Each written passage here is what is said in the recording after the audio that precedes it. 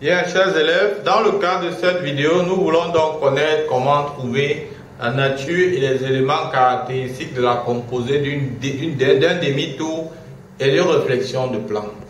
Alors, si je note delta, une droite de l'espace, pi, un plan de l'espace,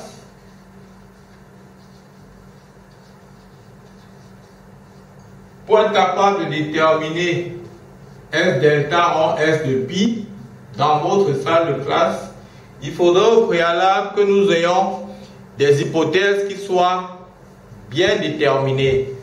Première hypothèse, il faudrait que delta et D soient perpendiculaires.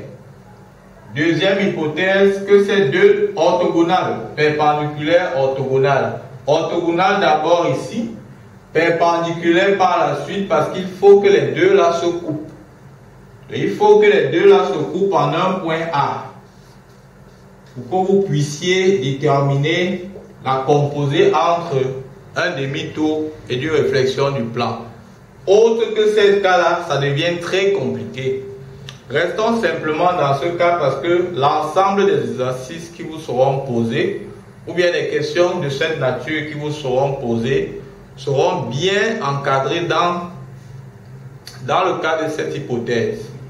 Donc, si delta orthogonal à pi et que les deux droites là sont perpendiculaires et se coupent en un point A, la composée de S delta rond S qui sera simplement la symétrie centrale de centre A.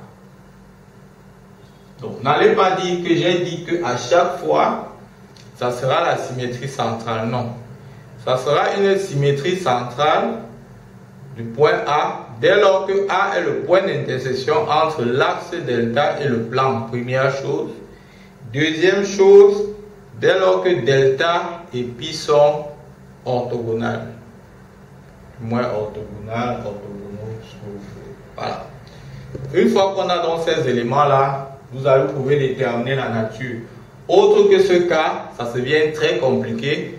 On ne pourra pas être possible de pouvoir l'expliquer dans votre classe. Donc je vous remercie donc pour l'écoute de cet ensemble de vidéos que nous avons produit dans ce chapitre.